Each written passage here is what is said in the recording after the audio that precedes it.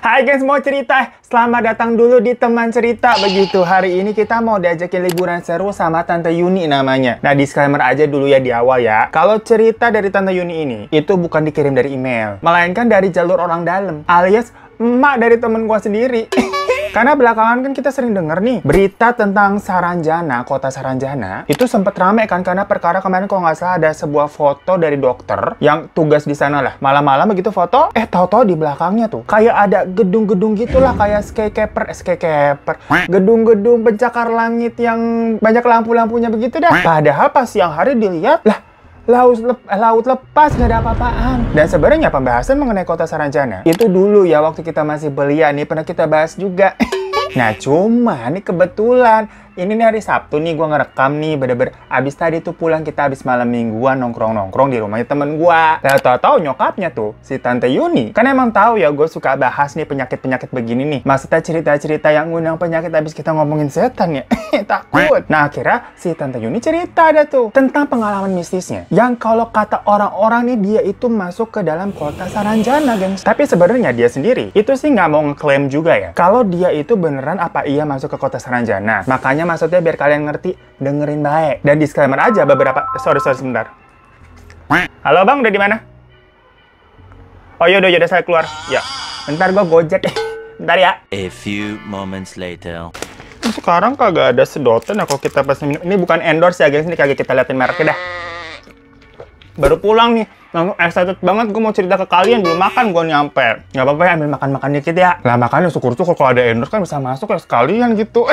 Jadi sampai mana tuh?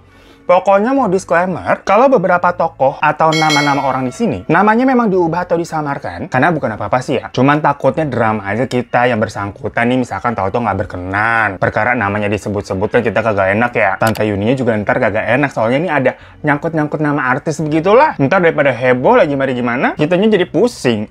Oke, jadi langsung aja nih ya. Dulu nih, si Tante Yuni itu kerjanya menjadi road manager oleh salah satu band. Di salah satu band gitu. Mohon maaf nih otak kita ngeliatin ini terus mau nyomot gitu, lapar.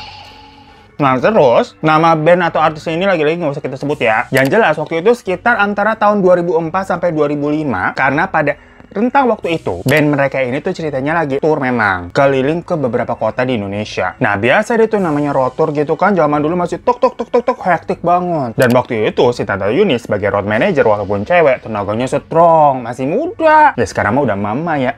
Dan sebenarnya kalau ngomongin masalah pengalaman horor, di tiap-tiap kota kalau mereka lalui ya ada-ada aja sih. Cuma biasanya itu kejadiannya di hotel tempat mereka lagi nginep. Karena kan yang namanya keliling kota-kota di Indonesia, gak semua hotelnya di tiap kota tuh ada hotel yang bagus begitulah, yang modern. Ada aja tuh pasti. Hotel yang sebenarnya kelasnya udah bagus, tapi kelihatannya tetap kayak hotel jadul. Cuma yang biasa yang ngalamin gak selalu si Tante Yuni, kadang ya kru lainnya, atau bahkan artisnya sendiri. Yang jelas pas mereka udah ngumpul nih, itu menjadi cerita tersendiri. Macam kayak cerita-cerita pengalaman waktu manggung di sini, di kota ini tuh ada kejadian ini, gitu-gitulah. Dan rata-rata memang pengalamannya nggak ekstrim-ekstrim banget. Cerita-cerita macam apa? Rep-repan, atau mimpi serem, atau diganggu tipis-tipis begitu mah ya udah biasa. Nah, kalau Tante Yuni sendiri nih, kita izin juga ya nyebutnya Yuni begitu kita udah bilang. Katanya sih kagak apa-apa, abis biar ini masuk ke dalam ceritanya. Soalnya waktu itu Tante Yuni ini masih berumur 28 tahun, gengs. Sekarang mah udah 46 ya, Tan ya.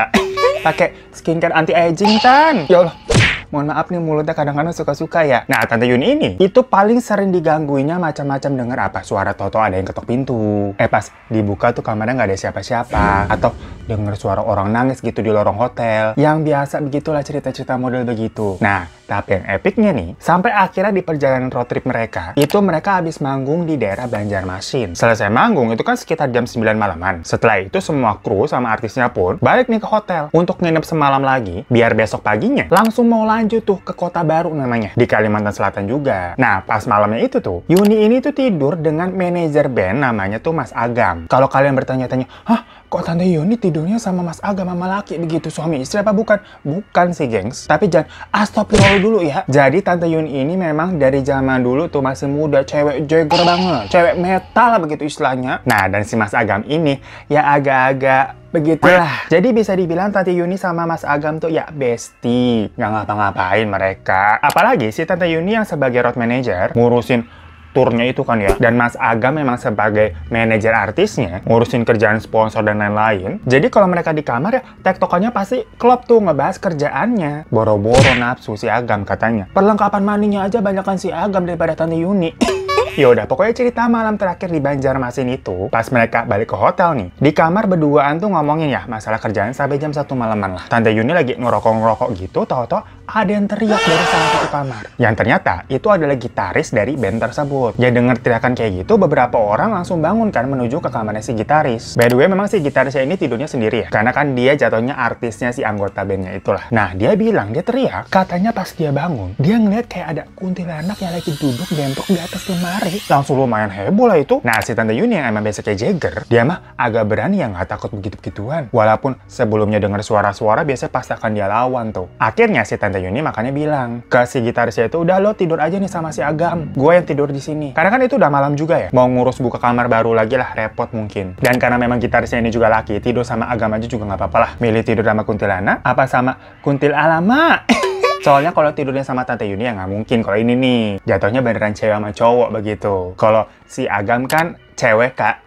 Pokoknya di pikiran Tante Yuni nih, yang penting artis-artisnya dia itu harus tidur cukup, nggak boleh drop. Soalnya itu merupakan tanggung jawabnya juga. Apalagi besok nih, itu kan mereka dari Banjarmasin mau ke Kota Baru, lama hampir 8 jam lebih, terus langsung manggung lagi di sana. Ya pastinya si gitarisnya ini nggak boleh kenapa-napa lah, nggak boleh sakit, nggak boleh stres, nggak boleh capek. Ya udah akhirnya tukar kamar. Si Tante Yuni pindah tuh, tidur di kamarnya si gitaris. Bentuk kamarnya ini sama persis ya, gengs. Bukan tahu-tahu si gitaris mentang-mentang artis kamar lebih gede gitu, enggak. Cuma dia tidur sendiri aja. Udah tuh, pas Tante Yuni mau tidur, tahu-tahu pintu lemarinya itu kebuka sendiri kayak... Itu tuh lemari yang katanya tadi si gitaris ngelihat ada kuntilanak ngedembrok di atasnya. Tante Yuni lagi tidur, bener-bener sambil ngeliat itu pintu lemarinya kebuka gitu. Tapi dia kayak cuma... gitu doang. Lanjut merem lagi dia. Nah, pas sudah merem, dia ngerasa kok kayak...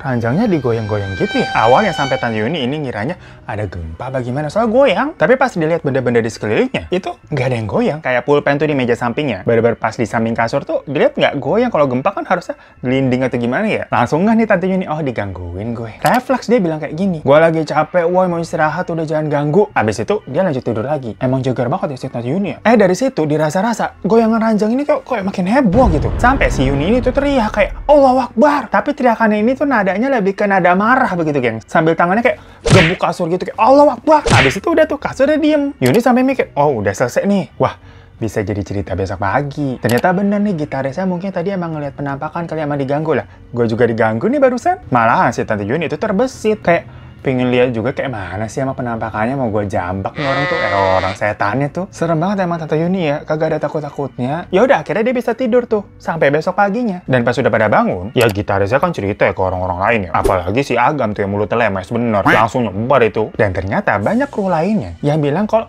hotelnya emang angker. Soalnya mereka juga merasa banyak yang diganggu, gengs. Nah, karena ternyata banyak dengar nih cerita orang-orang yang pada diganggu, Yuni jadi kayak malas ikut-ikutan cerita begitu. Yang pas ditanya, semalam gimana lo pindah ke kamarnya si gitaris tuh? Ada penampakan nggak? Yuni malah jawabnya, enggak. Gue langsung tidur. Biar cepat aja gitu, karena malas. Jadi panjang gitu nambahin cerita orang-orang. Mungkin kalau nggak sebanyak itu cerita orang yang digangguin, Tante Yuni bakal ngomong kali ya, excited ya. Tapi karena ternyata, loh kok banyak banget hampir semua orang. Ternyata bukan gue doang, berarti nggak spesial dong cerita gue. Nah, yang digangguin semua orang begitu. Ngambek sih Tante Yuni ya. Pengennya dia doang kali yang digangguin ya.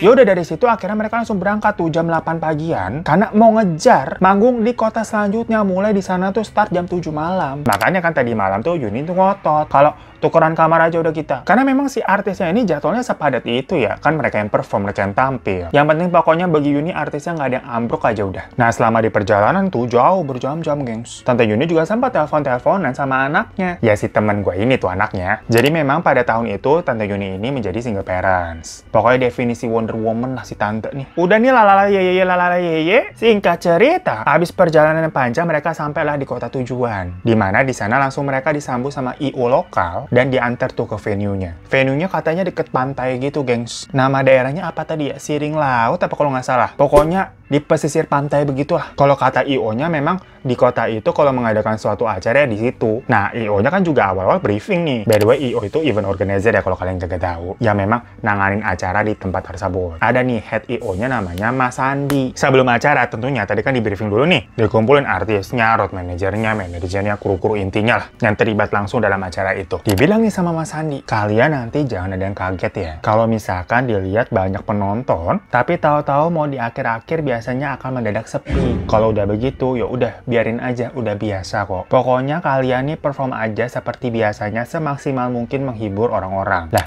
Tante Yuni nanya dong, maksudnya gimana? Karena kirain dia nih, omongan tersebut kayak, jangan kaget ya, kalau nanti banyak penonton tapi tahu-tahu orang-orang pada cabut. Karena nggak suka sama artisnya ataupun gimana-gimana. Ya kalau begitu maksudnya kan kasihan artis ya lagi manggung nih asik-asik lah pada cabut. Itu kan bisa buat down ya, merasa performance-nya nggak bagus apa ada yang salah atau gimana nih? Kata Mas Andi, enggak begitu maksudnya. Soalnya hal seperti itu memang udah lumrah banget terjadi di sini. Kemarin, mohon maaf kita habis minum cola. Kemarin aja ada artis yang memang baru manggung juga di situ. Karena kan tempat si pesisir pantai itu selalu digunakan untuk pertunjukan. Nah, si artisnya itu mengalami hal yang serupa soalnya dan dia kaget. Makanya sekarang nih, grupnya Tante Yuni di briefing dulu, jangan kaget ya. Karena orang-orang ini yang tahu-tahu hilang bukannya nggak suka atau gimana-gimana. Tapi mereka bukan orang. Lah, udah siap-siap lagi mau manggung nih, diwujangin hal mistis begitu kan jadi kaget. Orang disuruh kagak kaget tapi kan tetap kaget ya. Apalagi konteksnya si gitaris semalam baru aja mengalami hal-hal horor. Tapi sama Mas Andi dibilangin, nggak apa-apa, udah nggak apa-apa, jangan panik. Itu hal biasa dan nggak ada hal-hal negatifnya kok. Ya udah tuh, karena dibilangin gitu, oke lah, akhirnya pertunjukan dimulai. Berjalan nih, 1 lagu, 2 lagu, pokoknya sampai sekitar jam 9-an. Itu beber lagi rame, serame-ramenya itu tempat. Padat banget gitu sampai gengs katanya. Nah, tapi kan perkara dari awal tadi udah dibilangin nih sama Mas Andi ceritanya tentang begitu. Jadinya para kru-kru nih, termasuk Tante Yuni, itu merhatiin dong, masa sih ini sebanyak ini bukan orang? Ya karena beber kelihatannya rame dan itu orang semua, bentukannya orang manusia. Normal banget selayaknya konser-konser lah. Cuman memang ramenya maksudnya yang kayak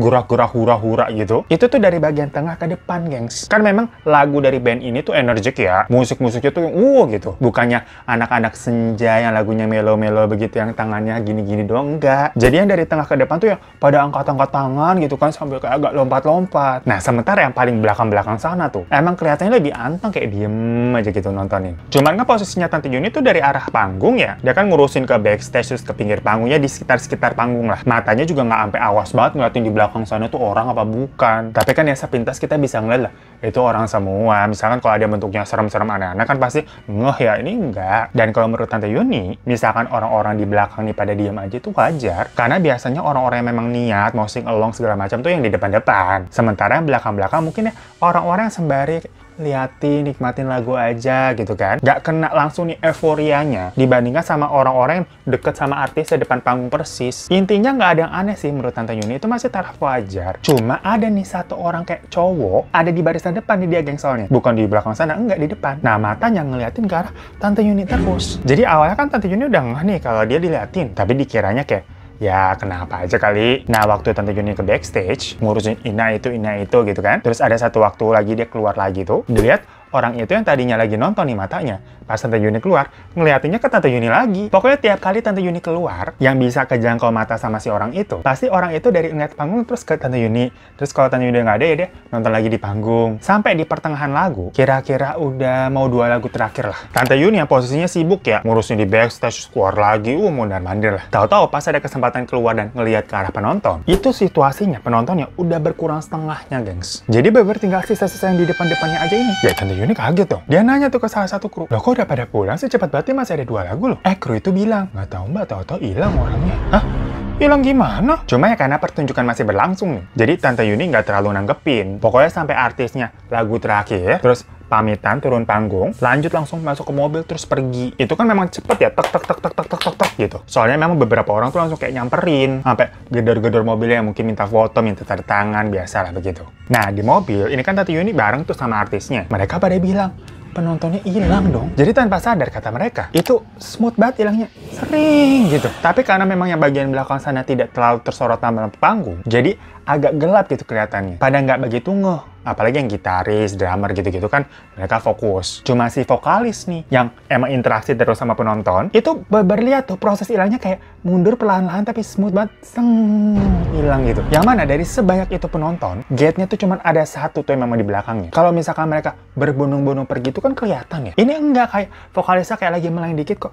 hilang loh, kok pada hilang gitu. Sampai yang sisanya tinggal tengah-tengah sama depan doang nih. Untungnya memang itu udah 2 lagu terakhir ya. Dan sebelumnya Mas Handi udah sempat bilangin nih. Jadi pas si vokalis yang ngeliat begitu, sampai kaget juga, tapi kayak, oh ini maksudnya. Ya udah akhirnya dia nyelesain 2 lagu terakhirnya. Dari mobil tuh perjalanan pulang sampai hotel, rame mereka. Karena baru pertama kalinya nih mereka mengalami kejadian manggung yang kayak gitu. Yang sebelum-sebelumnya kan kejadian anehnya paling tadi tuh di hotel. Ini pas lagi manggung, lagi rame-rame, lagi happy-happy. Lah kok ada yang mistis. Nah sampai hotel Mas Handi ini bilang lagi, iya yang kayak gitu udah biasa. Mereka itu orang dari kota gaib katanya. Gak bilang Saranjana sih gengs, bilangnya pada saat itu kota gaib. Diceritain tuh tapi katanya orang-orang dari kota gaib itu nggak jahat, baik-baik. Dan penduduk sini itu dengan hal-hal seperti itu udah sering dengar. Udah terbiasa lah mereka yang bilangnya hidupnya berdampingan. Asalkan nggak macem-macem. Cuma kalau pendatang itu emang jadinya suka kaget. Dan mungkin bisa sampai ketakutan. Ya tapi tetap aja tuh abis mengalami hal seperti itu. Ya Tante Yuni dan kru-kru lainnya lumayan kaget lah. Dan mereka mau nggak mau harus nginep dulu terus malam di hotel itu. Sebelum besok paginya lanjut lagi kayak yang kemarin. Dan malam itu lagi-lagi Tante Yuni sekamar sama Mas Agam kayak biasa. Tapi anehnya nih gengs ya, pas Mas Handi mau pamit pergi, dia ini sempat bilang ke Tante Yuni, Mbak,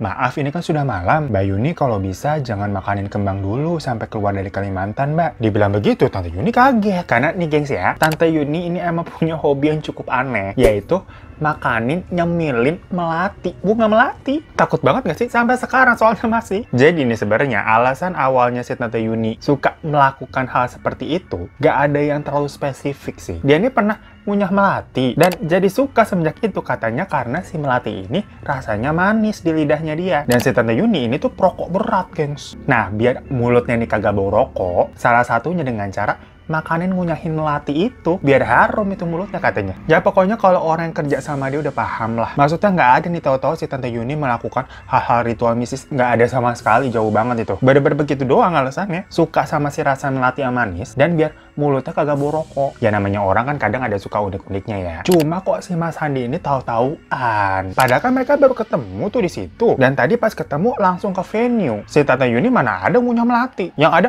nyobat rokok terus kagak berhenti-berhenti. Biasanya dia ngunyah melati pas nanti nih mau tidur. Tapi mungkin karena situasinya pas Mas Handi ngomong gitu si Tante Yuni nih udah capek, udah lelah juga. Dan kayak bingung lah. Jadinya kayak pas dibilangin, iya gitu aja ngangguk biar cepet lah. Nah pas Mas Handi udah pergi, baru nih Tante Yuni mikir loh, si Sandi tahu dari mana? Oh mungkin emang ada yang ngomongin dia di belakang aja kali. Ya udah tapi sama Tante Yuni nggak terlalu ditanggepin tuh. Dan hal itu juga kayak langsung terdistraksi dengan kerjaan-kerjaan yang masih panjang nih ngurusin rentetan turunnya ke depan. Balik ke kamar, si Agam nih udah mau mandi nih padahal udah mau jam 11-an. Sampai si Tante Yuni bilang, lu mandi jam segini nggak rematik lu. Tapi kata si Agam, gerah say begitu. Ya memang pliket kali ya. Kan tadi abis dari Banjarmasin, itu langsung hajar gitu baru nyampe langsung manggung. Emang pasti kayak nggak enak pasti tuh berjalan berjam-jam. Sedangkan kalau Tante Yuni mah cuek aja, jadi cewek tinggal di hutan sendirian seminggu bisa kali itu dia hidup.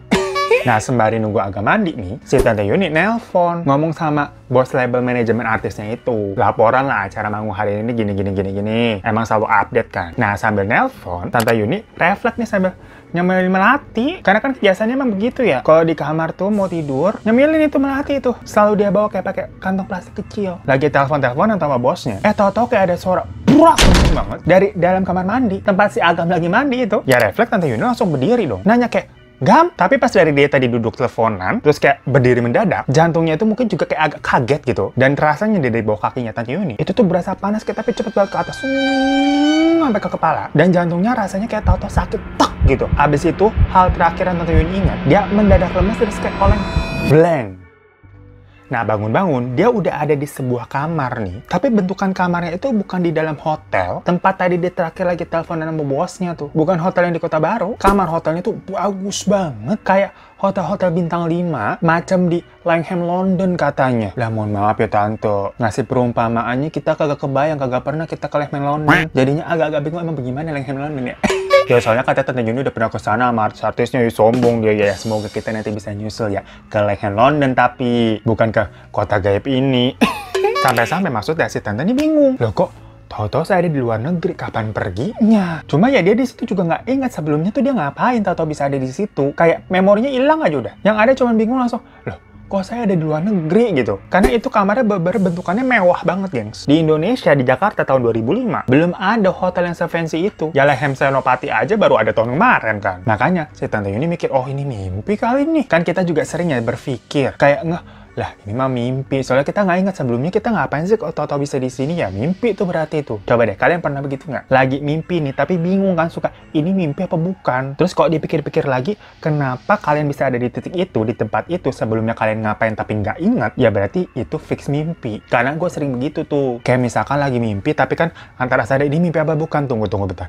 Kok gue bisa tau-tau ada di sini? Gue nggak inget nih gue habis ngapain. Ini juga tempat gue nggak kenal nih. Ya udah, fix ini mimpi, udah nggak usah takut lagi deh gue. Kayak bermain pikiran gitu loh, gengs. Kalau kalian ada pernah ngalamin gitu juga, coba komen di bawah ya. Pokoknya di situ Tante Yuni kan sendirian nih di kamar nih. Dia langsung ngeliat ke jendela keluar. Itu beberapa pemandangannya kata terlalu imajinasi. Gedung-gedungnya tinggi banget gitu, modern kayak di film-film. Yang lagi-lagi kalau kata Tante Yuni kayak di film-film Star Trek. Kaca-kacanya gitu berpantulan emas-emas kayak mirror gold. Terus pohon-pohonnya juga cantik gitu, lebat-lebat warna-warni. Yang kayak ya nggak mungkin lah ini fix mimpi. Mana ada tempat di belahan negara mana ini. Tapi di sisi lain Tante Yuni mikir, apa ini surga? Soalnya kok kayak bagus banget, kayak nggak masuk akal ini bagusnya gitu. Walaupun Tante Yuni terkesima, tapi ada perasaan takut juga di dalam hatinya. Kayak lebih ke, oh apa saya udah mati ya? Kok prosesnya gimana? Tahu-tahu saya udah mati. Lebih takut ke situ. Tahu-tahu nggak lama, ada 3 perempuan nih masuk dari salah satu pintu. Cantik-cantik banget gitu, mukanya kayak muka-muka Arab bule gitu. Pada mancung-mancung tinggi-tinggi banget. Jadi perempuan tapi tingginya kayak 2 meter gitu, gengs. Cuma kan pintu kamarnya juga megah ya, tinggi gitu. Kelihatannya si cewek-cewek ini jadi nggak kelihatan aneh-aneh banget, kayak memang sepantaran sama ruangannya. Seolah-olah kayak Tante Yuni aja kali yang kependekan. Bukannya mereka yang terlalu tinggi. Maaf ya Tante, ya mulut kita emang suka lancang. Si Tante Yuni tingginya 160 apa 165 cm lah. Salah metal ya Tante ya. Nah di situ Tante Yuni pun sampai terpukau ngeliat cewek-cewek ini. Kayak cantik-cantik bener nih, malaikat apa gimana? Ya walaupun wujudnya manusia gitu ya, tapi kan di pikirannya Tante Yuni apa Leset itu mikirnya begitu. Si cewek-cewek ini juga bajunya kayak cuman pakai kain, dililit doang gitu, macam kayak sari India gitu loh, gengs. Yang 2 orang ini warna putih polos, dan yang satu lagi warna emas, tapi emasnya juga emas yang soft banget. Bukan emas yang gonjreng glitter-glitter gitu, enggak. Pokoknya kayak elegan, cantik gitu. Nah mereka bertiga ini masuk, sambil bawa kayak apa sih, kereta yang ada nampan buat makanan gitu loh, gengs. Nah dilihat itu, makanannya kok gede-gede banget. Kayak ada anggur, tapi satu buah anggurnya aja itu segede apel. Terus ada potongan semangka juga kayak lebay gede gitu. Ayam, ikan gede-gede gitu, gengs. Bukannya lapar sih Tante Yuni, kayak ngeliatnya serem. Kayak kok gede kali gitu nih, ayam gede sangat, ikan juga gede banget gitu kan, serem liatnya ya. Nah di situ si Tante Yuni baru sadar dia kok nggak bisa ngomong. Jadi dia maksudnya pengen nanya nih ke 3 perempuan ini, saya di mana ini kok makanan gede-gede banget gitu loh. Tapi ternyata dari mulutnya kayak nggak bisa terucap apa-apa. Dan 3 perempuan ini juga kayak senyum-senyum doang sambil kayak ngasih gesture silahkan gitu loh. Tapi nggak ngomong, cuman gerak doang gini.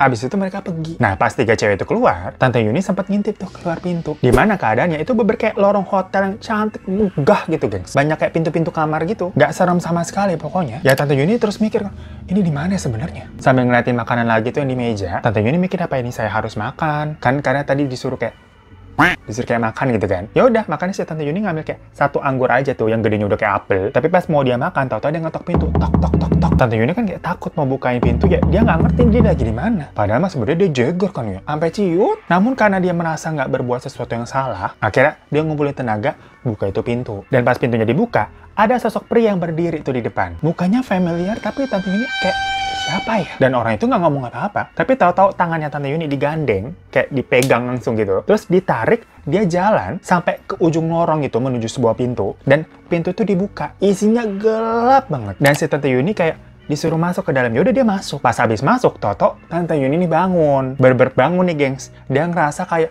habis tidur nyenyak gitu, enak, seger gitu badannya. Tapi kok pas melek, gelap. Yang ternyata mukanya ditutupin kain. Dan pas dilihat, dia ini berada di dalam kamar hotel yang ada di Kota Baru itu tuh. Tapi posisi pintunya di ujung tuh kebuka. Dan dilihat kayak ada beberapa orang yang lagi kayak ngobrol-ngobrol, ada yang lagi sender di pintu. Nah, di situ ada salah satu kru lah namanya Ale. Dipanggil sama Tante Yuni. Le. Si Ale yang lagi kayak ngobrol-ngobrol senderan di pintu gitu kan. Dengar noleh gitu ke Tante Yuni.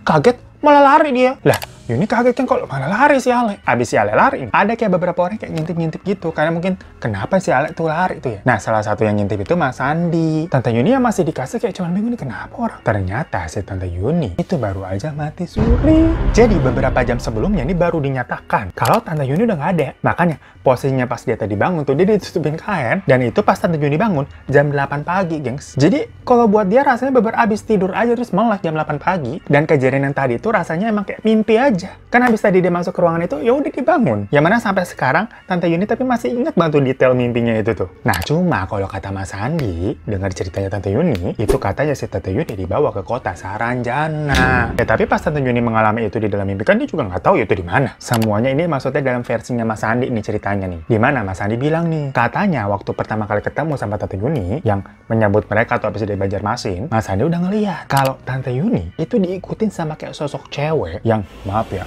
ininya tuh gede banget. Jadi bukan kayak sosok kuntilanak, lebih kayak sosok apa ya, wewe gombel gitu kali ya gengsi. Dan Mas Andi juga mencium aromanya si Tante Yuni. Itu kuat banget wangi melati. Nah biasanya aroma-aroma seperti itu memang khas dari orang-orang yang suka makanin bunga melati. Dan aroma seperti itu disukai sama makhluk halus. Masalahnya Mas Andi ngeliat sosok ini adalah sosok jahat. Makanya pada malam itu Mas Andi bilang kalau jangan makan kembang dulu, maksudnya melati ya, sampai keluar dari Kalimantan. Maksudnya biar sosok wewe itu nggak bisa ngikutin aromanya si Mbak Yuni lagi. Dan nanti kalau Mbak Yuni udah keluar dari Kalimantan, ya udah aman itu karena sosoknya nggak bisa nyebrang pulau. Nah tapi kan memang waktu malam itu tanpa sadar Mbak Yuni tetap nyemilin itu bunga melati kan waktu lagi nelfonin sama bos. Jadinya sosok itu kayak makin demen dan mau masuk ke dalam tubuhnya Mbak Yuni. Tapi ternyata sepertinya Mbak Yuni di situ ada yang jagain. Nah ini lagi-lagi versi dari Mas Andi ya. Karena buat Tante Yuni sendiri jujur dia kayak percaya nggak percaya.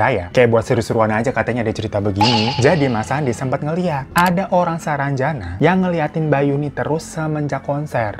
Selama konser berlangsung maksudnya. Dan menurut Mas Andi kayaknya si orang Jana ini naksir sama Tante Yuni. Makanya pas dibilangin gitu Tante Yuni juga langsung keingetan sama cowok yang emang ngeliatin dia terus tuh waktu konser tuh. Kan ngeh ya Tante Yuni ya. Dan pas dipikir-pikir lagi bentar-bentar deh.